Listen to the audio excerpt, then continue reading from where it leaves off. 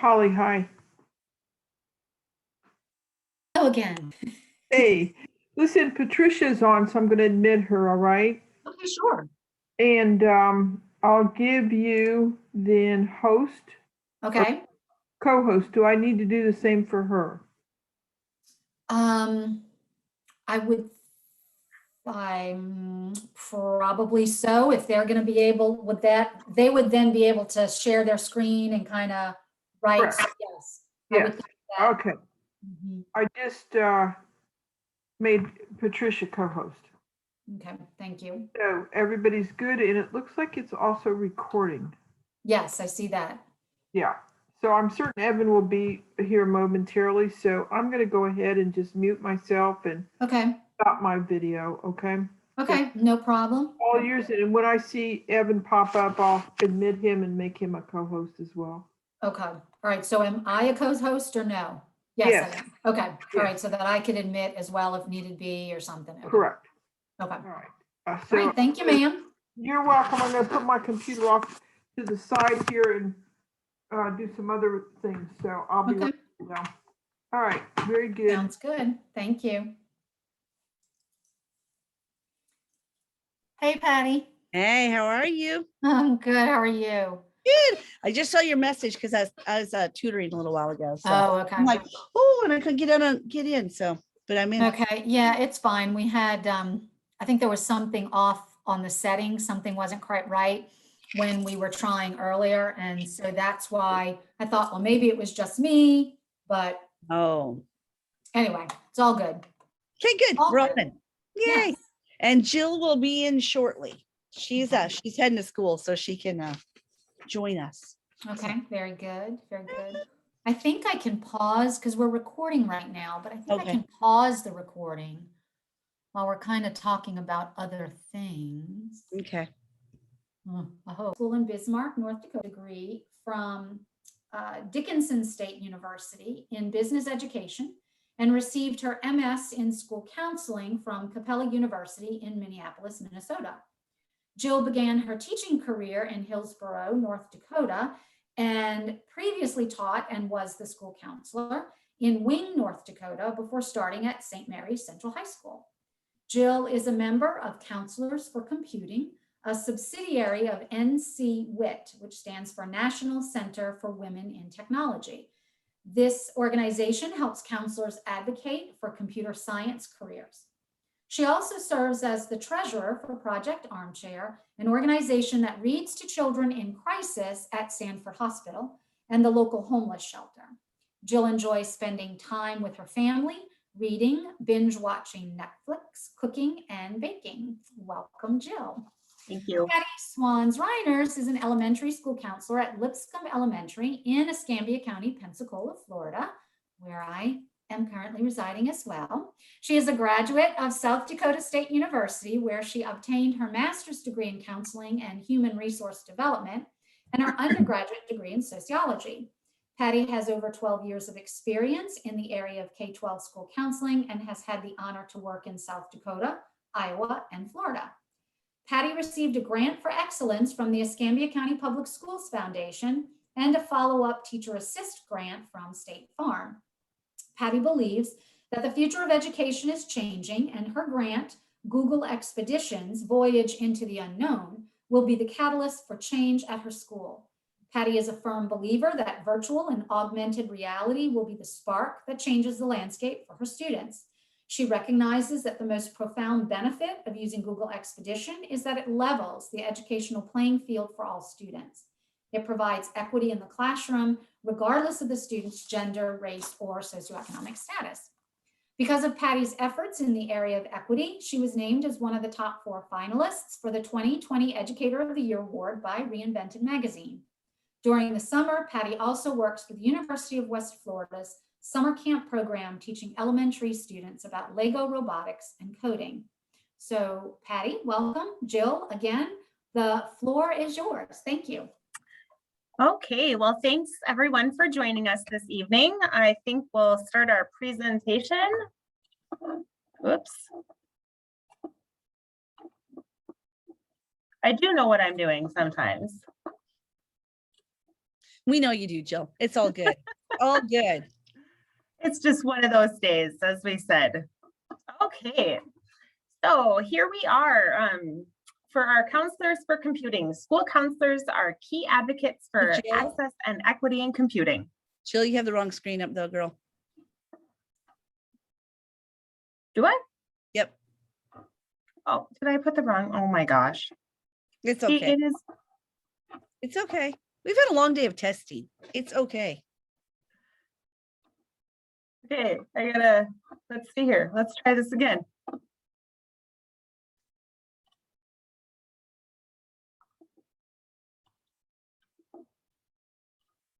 Am I right? No, yes, you're good. Okay. Good.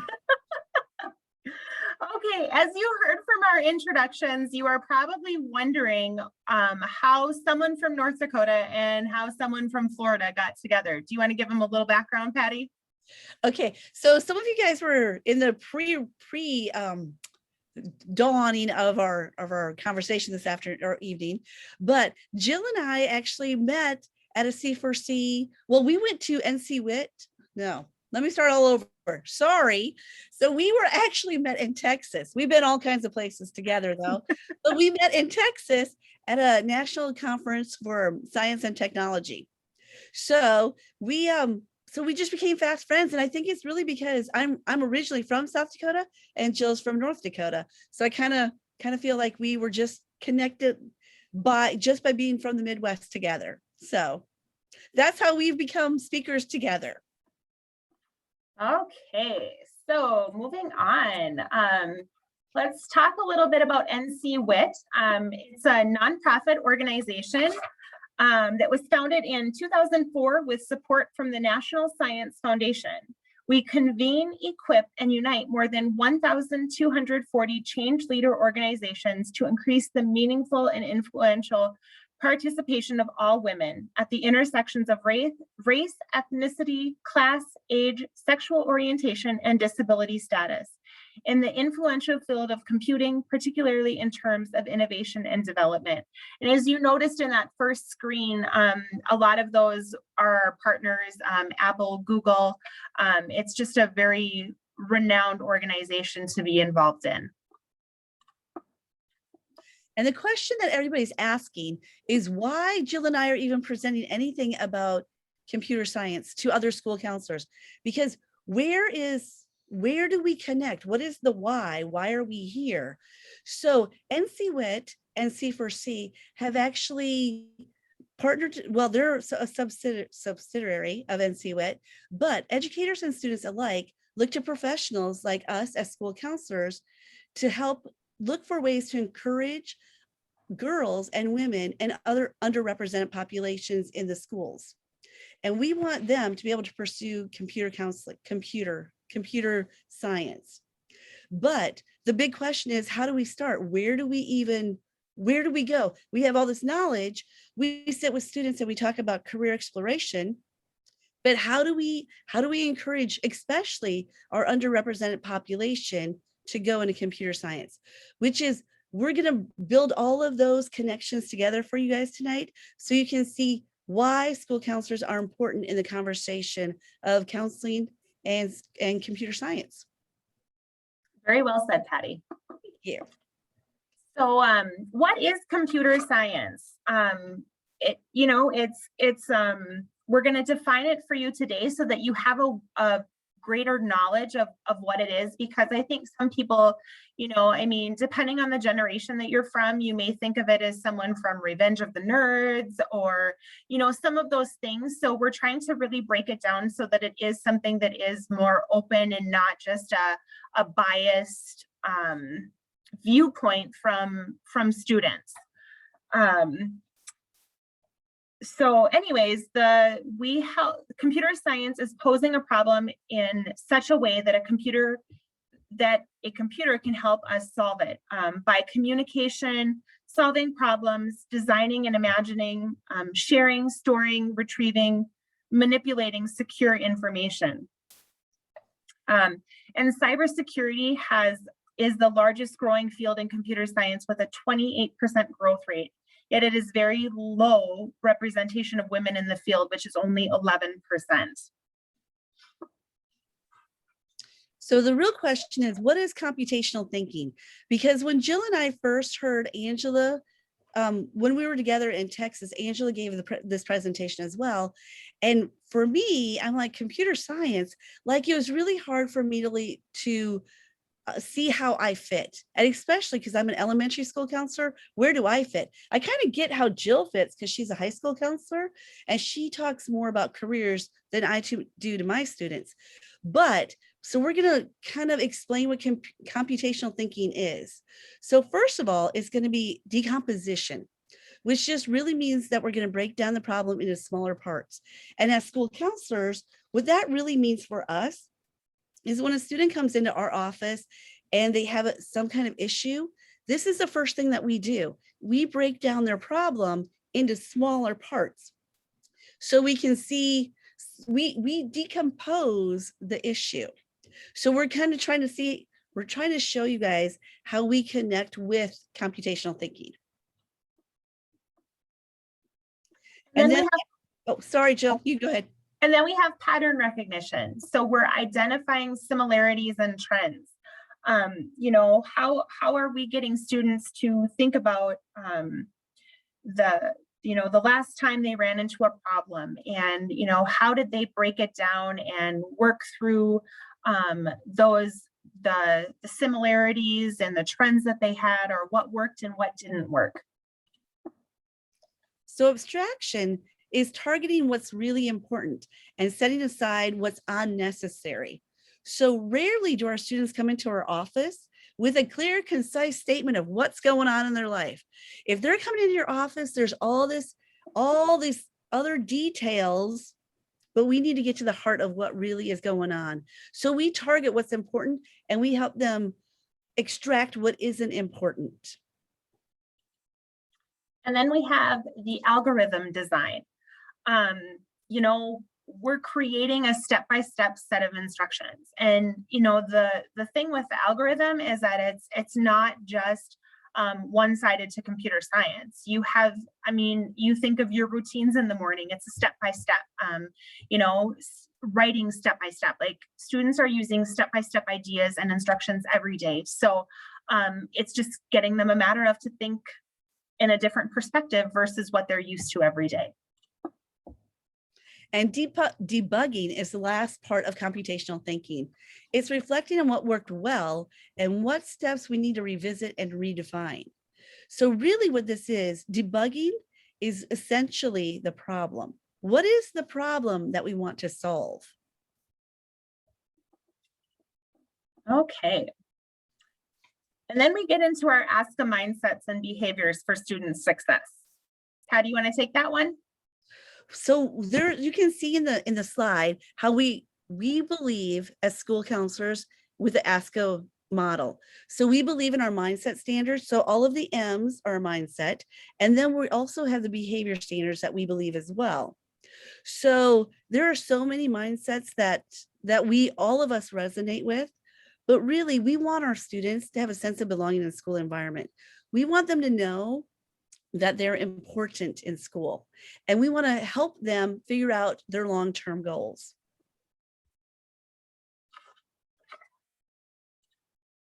Let me get back to our computational thinking.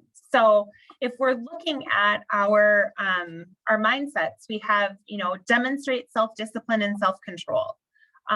That's really what we're trying to teach students to do. Under pattern recognition, we want our students, the behavior part of ASCA, we want them to demonstrate you should have taken this one, Jill. Go ahead and say the word for me, Jill, because I'm like gonna mess that up. Thank you. To achieve long and short-term goals. We want them to use time management, organizational, and study skills. Those will go far in life for them. And we want them to be able to use effective oral and written communication skills and listening skills, which is one of the the main things that employers are asking for our students who are graduating. Can students do this? We can teach, because an organization can teach a student how to put together a car. Let's say they work for Ford. They can teach them that, but do they have effective oral and written communication skills? And lastly, can they demonstrate coping skills when faced with a problem? And, we see this as school counselors every day, trying to help students with coping skills and teach them coping skills and remember your coping skills. So very important things for the, behavioral mindset. So trending in 2022, which really is only next year. So the skills that we use in the computational thinking connect with the skills that are in demand from employers according to the World Economic Forum. And they connect, you can see how they all connect with the ASCA mindsets and behavior. Teaching computational thinking supports the work that we are doing with our students as school counselors. And why expanding access matters. Computing jobs are the #1 source of new wages in the United States. And there are job openings across all industries and in every state. There are more than 500,000 open jobs in computing right now, representing the #1 source of new wages in the United States. And these jobs are projected to grow at twice the rate of all other jobs, which is just mind-blowing to me. Like when I meet with some of my seniors doing our senior reviews at the beginning of the year, and then like talking to them at the end of the year, the trying to encourage them to go into something that is going to be computer related. And then they're like, no. And then a little while later, they're like, oh yeah, that's not such a bad idea, because they've done their research and found out for themselves the growth in that area. So we're going to focus, well, I thought we were going to focus on Florida, but we're going to talk about the STEM problem is in computer science. So 67% of all new jobs in STEM are in computing, but only 10% of the STEM graduates are in computer science. There's Florida. Oh, there's Florida. Yeah, Okay, let me talk about Florida, because I was thinking that was the next slide. I'm sorry. So in Florida, you can see that there are over 18,000 computing jobs available in the state of Florida. And here are some statistics for you, because I thought that these were really interesting. So computer occupations, Jill just said, are the #1 source of all new wages in the US. However, in Florida, teacher preparation programs in Florida did not graduate a single new teacher prepared to teach computer science in 2018. And all of these statistics are coming from code.org. And these are great resources. So you can see that there's the huge amount of openings in Florida, but we only had in 2018, I think that's our statistic from 2018, was only 3,357 people graduated with a computer science. And there's some more interesting statistics from Florida. There is, so from our standards, our K-12 standards, Florida has adopted a K-12 computer science standards as a strand within the state science standards in 2016. So now it's 2021. And we even have benchmarks within each grade band that addresses the concept of equality, such as biases, which is what Jill and I are really talking about tonight, accessible technology, and inclusivity. So we have this, we've said it's important, but we aren't, Florida so far isn't funding computer science. So there was a bill that passed, because that's what it says, the next one, that there's a recruitment award for newly hired teachers who with content expertise in computer science. But you can see we didn't graduate anybody in 2018, which is kind of scary. So, which is why as an elementary school counselor, I'm involved in it, because by the time they get to Jill in high school, if I haven't exposed them as a school counselor to some of these cool careers that may not even exist yet, they won't know that that's a possibility by the time they're applying to go to college.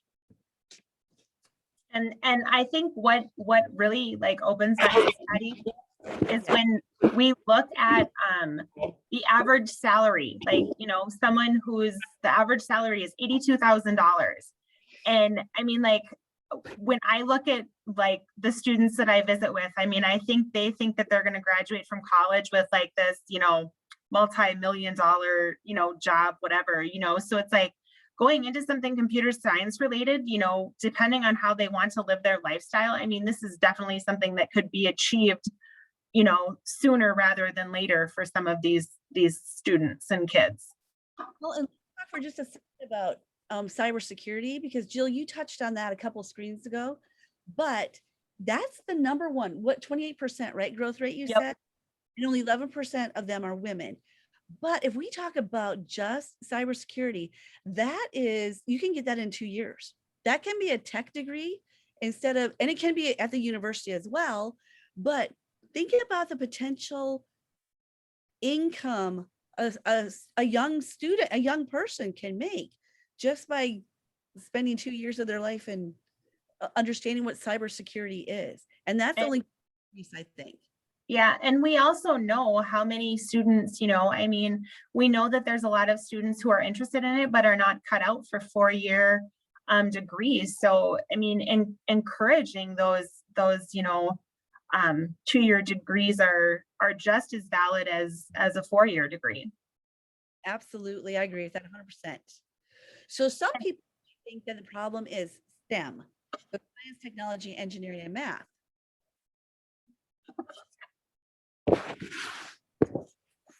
Now we look at our degrees and job growth from 2017, and this slide just blows me away all the time, because like if we're looking at the data, I mean, you look at, I mean, when I speak to most of my students, I mean, they always want to go into something medical, or they're always thinking something social science related. I mean, look at the jobs that are available. You know, the annual jobs are, you know, 25,000, a little over in each of those, where look at what our growth is, what our projected job market is for computer and information sciences, 350,000. I mean, that's just amazing to me, because there's going to be jobs there versus what is available in, you know, looking at what my students go into, or what they think that they're going to go into at the time that we visit. And Jill, on this screen too, it's like, so we're all in that social science spot, and you can see that there's not a lot of jobs available for us. But No. like if this were a true representation of this graph, like the 350,000 job growth would be huge. Right. Okay, now we've got a little pop quiz for you.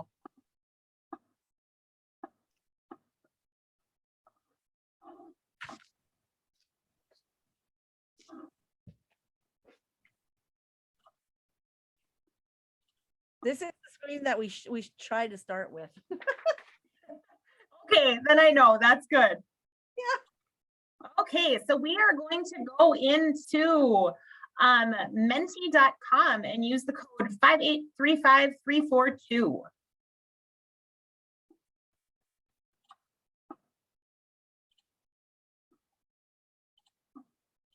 Maybe.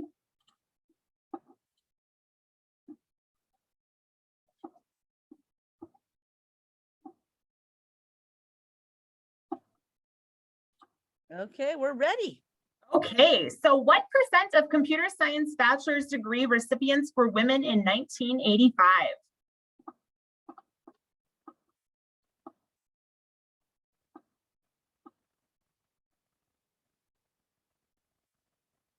Think we're good?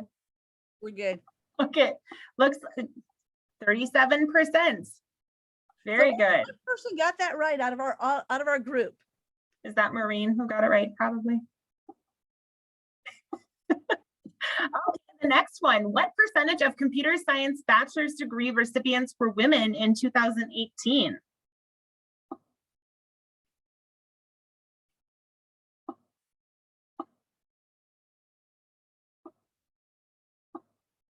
Okay, and our correct answer is 21%. Oh, one person got that right too. Yay. Very good. Hispanic women make up 18% of the US population. What percentage of the computing workforce identified as Hispanic women in 2019?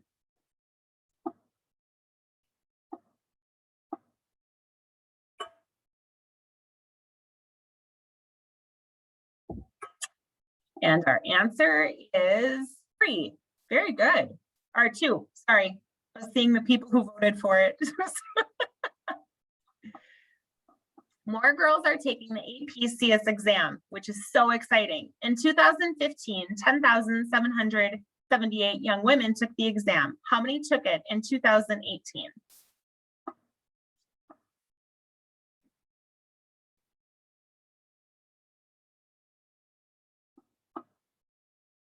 We were pretty And there. 38,438. So we really went up a lot. You can see how that was huge. So Jill, let's talk about by the numbers, because I'm going to go ahead and put, or by the numbers before we start talking about AP Science. Okay. Because let's talk about, You want me to go? Okay. Stop share. And then I want to go.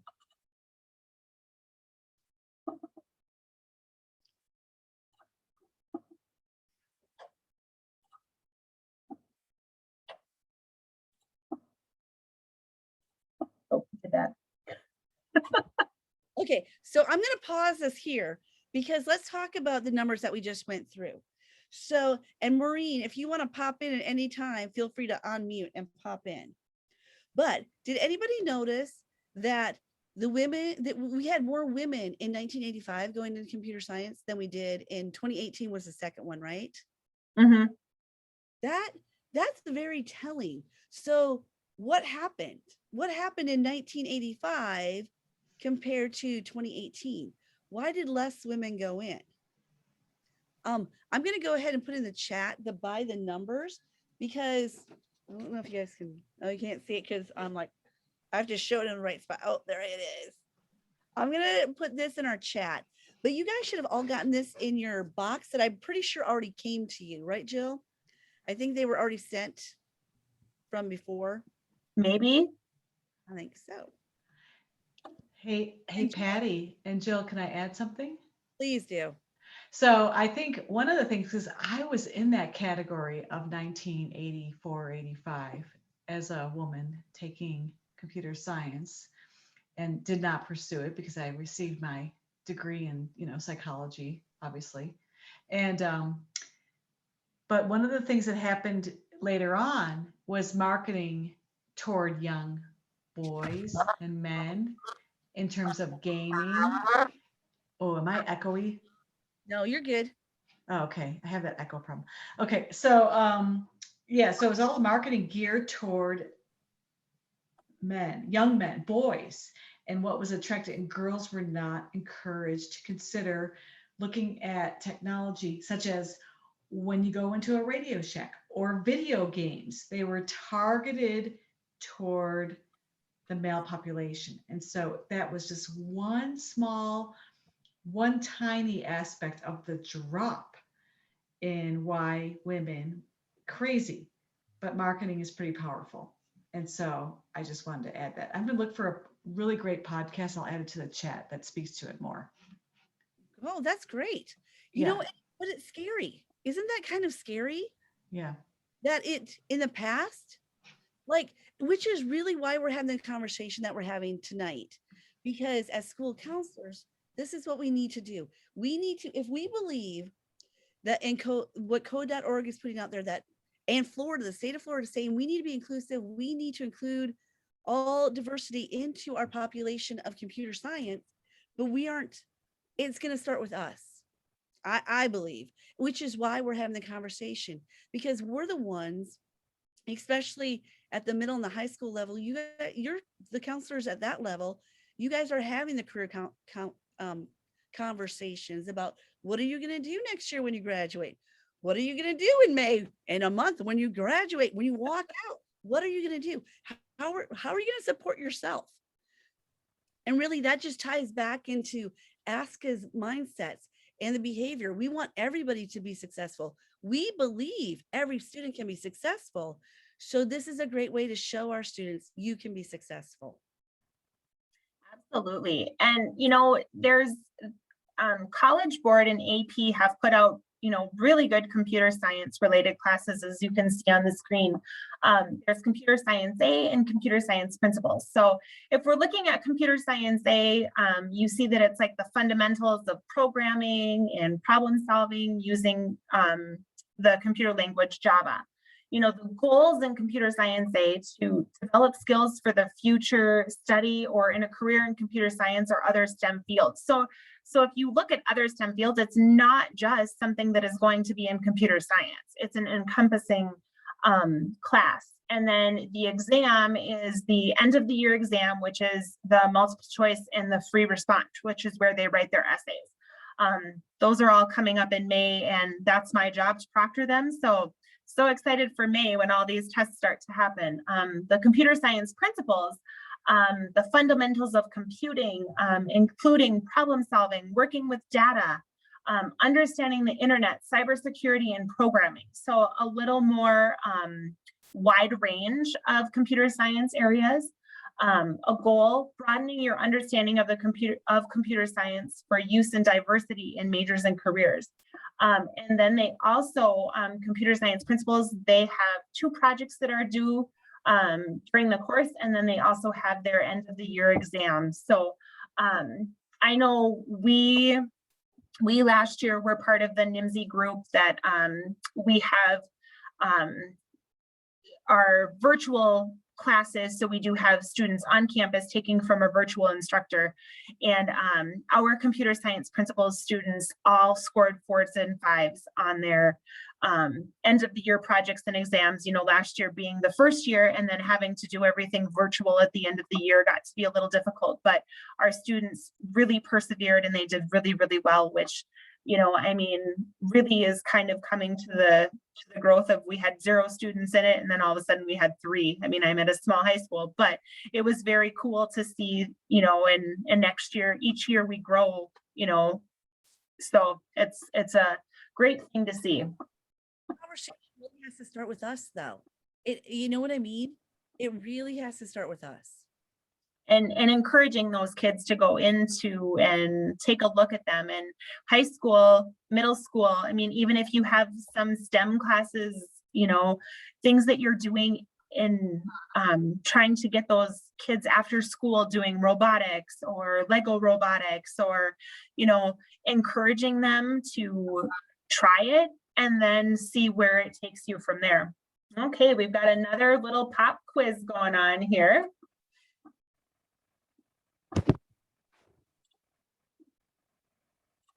Okay, got our, what we talked about, going back in. We did the by the numbers, Jill. Okay, no, this one. Okay, so we've got the average salary in Florida is $46,010. What is the average salary for someone in the computing workforce in Florida? We all get that right now because I brought it up that I said I was so. So Jill, I can't, let's see, I might have to get into a different Mentimeter because my, I couldn't get in. Oh, Mine- I didn't like you today? Well, we know that the 82,793 is the correct answer. Okay, moving on to the next one. In 2018, Florida had 3,357 computer science graduates. What percentage of them were women? Ooh, this is a good pop quiz. What percentage were women?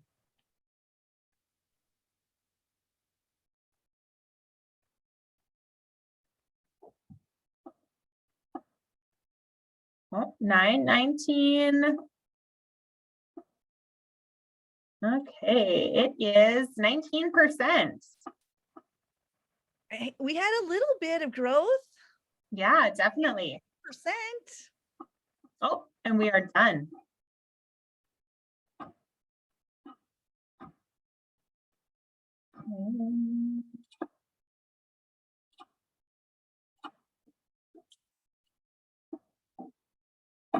So now we talk about the why of school counselors. I love, this is like one of my favorite, I have so many favorite slides in the presentation, but this is one of my favorites too, because this is really why I wrote my grant. Because why, especially as an elementary school counselor, why should I help why should I be involved in this conversation really? But here are the reasons why we should be involved in the conversation. Factors that influence a girl's decision to pursue computer science. So 28% is encouragement. Do your family and your friends encourage you to try coding? So in a couple of weeks, I just want you guys to know I'm going to do some coding with Girl Scouts. I'm going to volunteer and I'm pretty excited about it. But and there's Girl Scouts from my school because they need to know that this is a viable option for them. 27.5% is career perception. And this is what Maureen was talking about a little bit ago. Do our kids see other adults that look like them and sound like them? Are they, how are their careers in perception influenced? So 17% is self-perception. Do I enjoy math and problem solving? And will I be good at it? Because I think, for me anyway, my misconception about computer science is, wow, that's really hard. But that's not what I want my girls to think. So I need to change my perception of it so I can help encourage them. Well, Yeah. Patty, I just want to share a quick little story. Last year, my daughter received an email from the computer science instructor at her high school. And, you know, I think he was marketing for his classes to make sure that he was getting students. And she read me the email and it said, you know, think about doing computer science, blah, blah, blah, blah, blah. And even as a 15-year-old girl, she looked at me and she said, Mom, I don't think I'm smart enough for that class. And that, with what I do as my daily job, what I do with C4C, hearing her say that kind of broke my heart a little bit, because I'm thinking to myself, here is someone in, you know, 2020 who they've been coding with Minecraft, they've been coding with Roblox, they've been coding for a long time, but they don't have the confidence or think that they are smart enough to do a class because it has computer science attached to it. And I think that goes right along with what Maureen was talking about. I mean, it really, and you're right, Jill, that kind of breaks my heart to hear that she thought that. But she's not the only one. If we have that small of a percentage that are taking the AP exam for computer science, we need to change the conversation. And the last point here is the academic exposure. Are we even exposing them to computer science classes? So I'm trying to do my part at the elementary level, and I am teaching my kids how to code, and they're coding in all kinds of different ways. Like code.org, we did that during December when you're supposed to do computer science, but there's so much, and our girls need to be encouraged. They do. Okay. What? Okay, that was weird. I don't know what that was. That just was. Okay, here we go. School counselors are advocates, leaders, collaborators, and consultants who create systematic change by providing equitable educational access. School counselors demonstrate their belief that all students have the ability to learn by advocating for an education system that provides optimal learning environments for all students. School counselors, as social justice advocates, support students from all backgrounds and circumstances, which, I mean, look at how that all ties in together for what we're talking about tonight. You know, we want to be change makers. We want to have equitable educational access for every student, and we want to provide optimal learning environments for every student that we encounter. And really, we're not asking other school counselors to do more than they're already doing, because we are already doing this. And we're not asking to go above and beyond what you're doing, but we need to know, we need to share with you that what you're doing is already important. We just need to start really encouraging our girls. And this is the ethical standards from ASCA. So this is what ASCA is putting out, saying, hey, this is what we're supposed to do. And we are doing that. This is, okay, another one of my favorite slides, for sure, for sure. See with this little girl here in her, like, you know, Superwoman costume? This is gonna be my Girl Scouts in a couple weeks, I think. So self-perception compared to encouragement. So boys, and Maureen, you know, alluded to this earlier, boys receive more encouragement than girls do. Boys receive more encouragement from their teachers, 1.5% more. Parents, 1.7% of parents are more likely to be told, boys are more likely to be told that they will be good at CS compared to girls. And the media, which is huge, which Maureen talked about as well, the media tells our boys that they're as likely to often see someone like themselves doing CS in the media. So girls, you can see, are on the left side of this, and the boys are on the more side of this. So I was in a 5th grade classroom a couple weeks ago now, and we're doing part of our grant stuff in there, and we're coding. And my question was, because, okay, the internet went down. Imagine that I'm doing something tech with technology and the internet goes down. So I'm just kind of like, and I'm talking specifically to my girls because I'm like, you guys are going into middle school next year. You need to like really embrace the robotics clubs, all of the options that are available to you.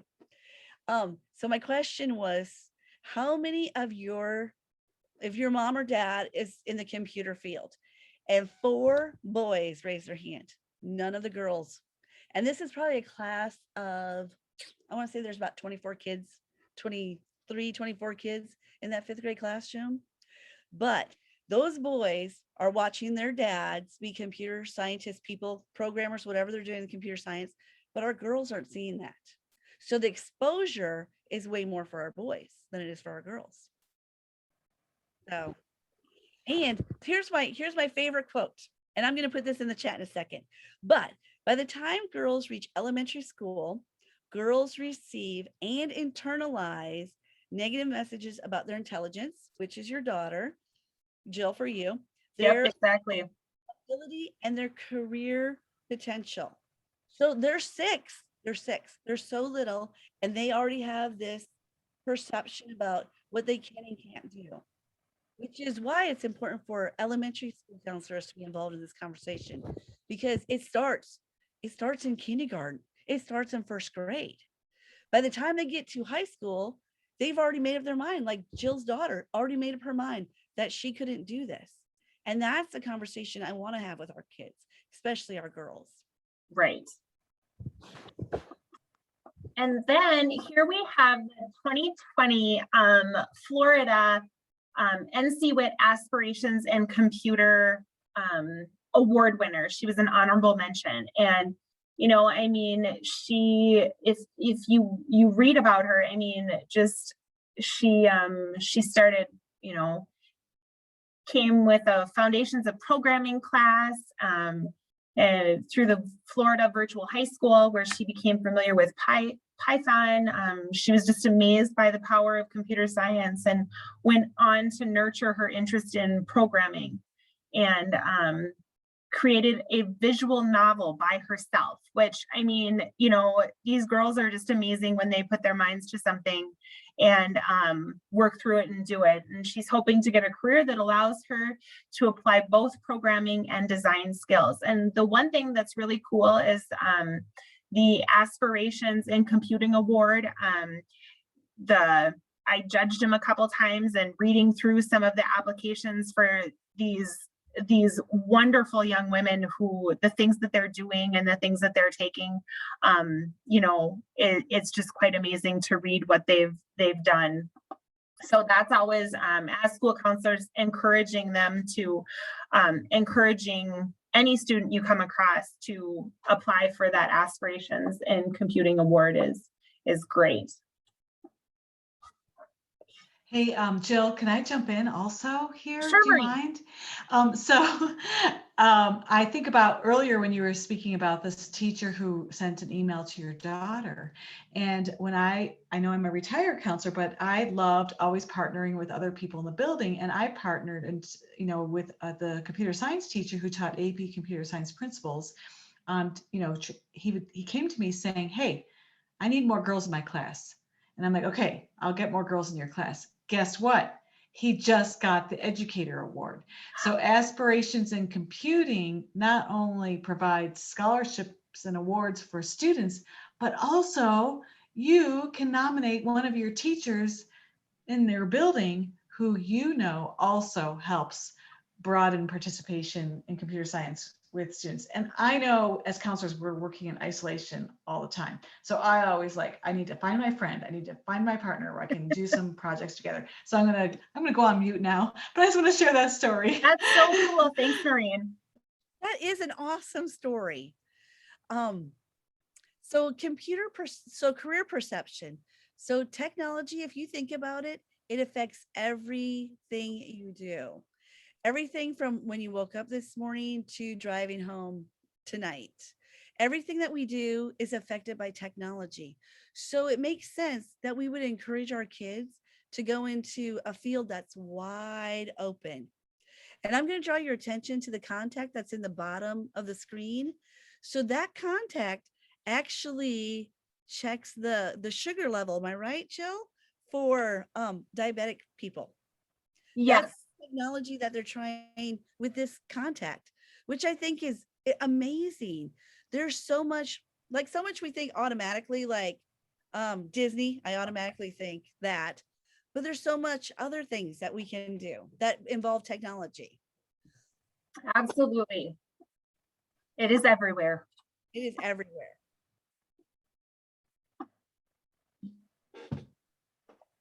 And then we have one of the Google education evangelists, Jamie Kassup.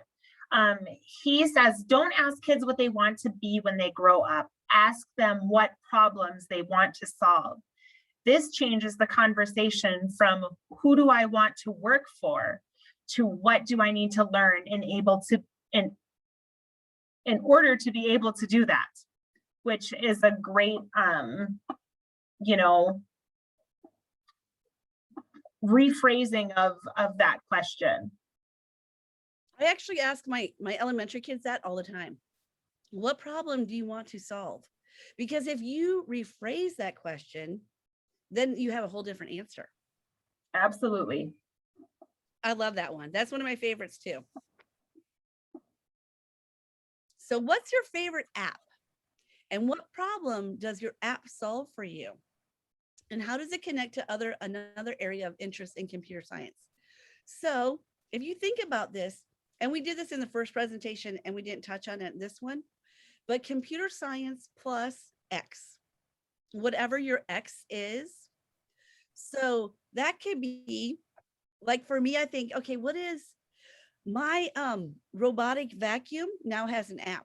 I haven't used it for that, but I just press start and it goes. But think about the technology like that. So, okay, so we have a couple of favorite apps. So Maureen says it's Scrabble Go and Evan says it's Candy Crush. And Maureen says it's because it allows me to connect with my friend. She always beats me. Oh, Maureen, I'm sorry. Oh, Holly has a great one too. The map app helps me not get lost. You know what? I don't even have a GPS in my car anymore because you don't need it now that you have your phone and Google Maps. You really don't need, map. You don't need your little, I'm trying to even think of what it was called. The thing that used to sit in my dash of my car. So Trip Garmin. ticket. A Trip Garmin. ticket. yeah. My favorite app right now is my Life 360 app that kind of tracks my family. So I can either, when my husband that I hear he's getting close, I can kind of get up and walk around and act busy so he doesn't think that I've just been sitting on the couch all day, or know where my daughter is at every second of every minute. That's awesome. That's a great app. Oh, but think about how every day we are affected by technology. And then just a reminder, when Computer Science Education Week is, it's the first week of December or anytime that you want to do it. You know, the hour of code, family code night, just some things to encourage, you know, anyone in your school, you get out and push to those people who you think may be interested. All right. So this is why we're important, because this is a great little quote from Nikita. During high school, I was discussing career options with my school counselor because that's one of the things that we do.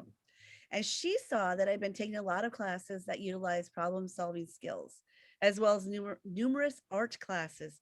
So she suggested I look into computer science as a career option. So here's a school counselor who's doing CS plus X. Her X was definitely the art. When I learned, more of the quote, when I learned how computer science could be a great creative outlet for me, I decided to pursue it in college. I enjoyed my computer science classes, but I was still unsure about choosing computer science as a major until I got an internship in software development. By building websites, I'm able to think logically and analytically, think back to our computational breaking down our computational thinking that we did a few slides ago. And she can solve these problems through code, which is asking the question, what problem do you want to solve?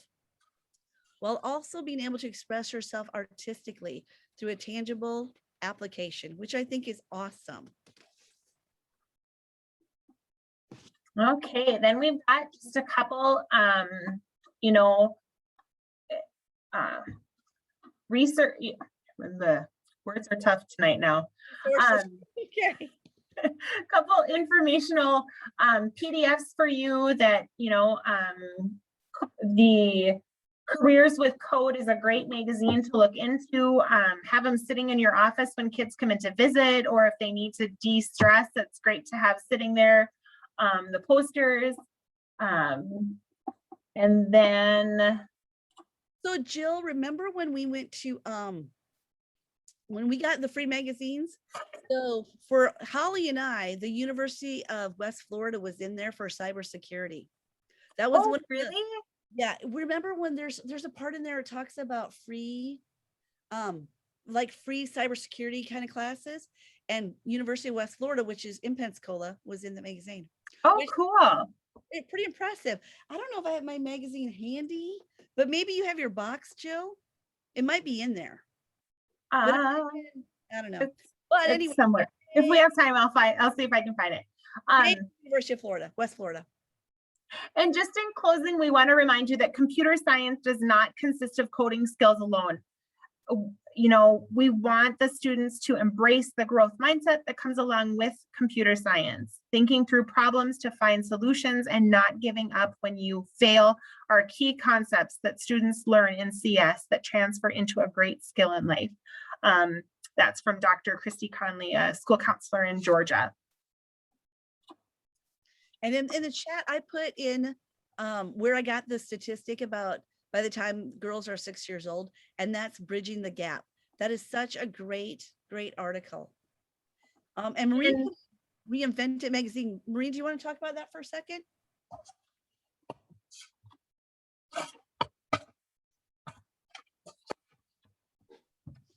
Does anyone have any questions for us?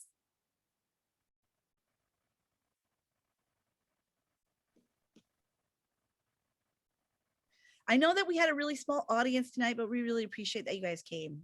Yes, thank you very much. Yeah, and Yes. I'm sorry, go ahead, Evan. looking through the chat, it looks like there hasn't been any questions yet. So we'll give you our audience a minute to type in any questions they might have. But I do see quite a bit of love for the information you guys presented, as well as some great resources. So make sure you click on those links to check out some of the resources we discussed tonight. Yes, definitely. And I just want to echo that, you know, to thank you all for presenting. It does look like that Dr. Al has raised his or her hand. So. Hi. Thank you for the presentation. What I want to ask, one of y'all mentioned something about getting a grant So what was that grant for and through, from whom? So the first grant I got was through Escambia County Foundations. So I got $7,000. I wrote it's huge. It was a huge grant. So I wrote it. I partnered with a couple of teachers at my school. Patty, excuse me, you froze a little bit, so I'm not sure that she heard everything. That it was Escambia County, what? Escambia County Foundation, Okay. Public Schools Foundation. So that's where the original grant came from. But I needed to partner with some teachers because I can't implement it as I did implement it, but I needed them to implement it on a more of a consistent basis than I could get into a classroom. So that was $7,000, and we bought it for Google Expeditions, which in your kit, when you get it, you're going to get a virtual reality headset. Oh, there, Jill is showing it for you. So, and then if you go to Google Expeditions, your kids can actually do virtual career tours on that. On my level, we used it for just immersing our kids in technology. And then I got a second grant from State Farm through the state of Florida. And I was only one of 40, yay, people or teachers, I guess, in Florida. And I'm glad that they gave it to me since I'm not a teacher, technically, I teach, but you know what I mean. So I was one of 40 people who got that grant. And that was another $2,500 to buy additional iPods for my Google Expeditions. So I'm just waiting for them for the money to come in so I can finish, well, at least buy a class set of iPods. But it's really neat. But there's tons of resources out there. And I don't know, Holly, if you know this or not, but and you guys can find this on Facebook, but they're through the Escambia County Public Schools Foundation. Every Friday, they post on their Facebook account grants in all over. So the other day they posted a grant about how you could get like $2,500, or maybe it wasn't that much, I don't know, a certain amount of money to garden, to show your kids how to garden. So it isn't just for technology, all kinds of cool grants though. So That's awesome. It's really cool. So if you want to friend them, that would be great because and it's all over. It's not just in Florida. So great resource though. Because when really as a school counselor, like, how do you even get a grant? Where do you even look for a grant? So, and the one I got from State Farm actually came from ASCA. Like ASCA, like put that one out there, and Angela forwarded it to me, and I applied. I was like on my computer because there was only a certain amount of time that you had to like submit your grant. It was kind of crazy, but we did it and we got it. So I want to jump in here for just a quick minute. It is 7:33. Do want to be mindful of everyone's time, but I also want to make sure that we do get all questions answered, and any discussion, further discussion that our participants want to have. But I would like you, Patty or Jill, to talk a little bit about what is in. You've mentioned that box that you would get, and for those who are participating this evening, who maybe were not able to participate in March when we had take one of this webinar that got hijacked by some hacker type people, there was a pre-registration link, and I put that into the chat. It says webinar pre-registration link. To my knowledge, that link is still, it's still live. I clicked on it just a bit ago, and so for the participants who would like to click on that link and then basically fill out the information, and you will be able to receive a free kind of a kit of resources from NCWIT C4C. And I'll let Patty or Jill kind of talk a little bit about maybe what's in there. Jill, you can go ahead. I'm gonna go find that link to the I Facebook. suppose it's going to be, okay, there we go. So you'll get this lovely little plastic folio, and then in the folio has all of these amazing resources. 10 ways families can encourage girls' interest in computing, engage underrepresented students in computing. So all kinds of little things that way. Some tips to give growth mindset. There's a bunch of posters. I can't see because of the screen, but some posters to hang up. You'll get the code magazine. Just it's a great great packet of information for you to share with who you feel it should be shared with, because sometimes as school counselors, it might not always be about us giving the information. It might be sharing the information with someone who is more involved in it than we are as well.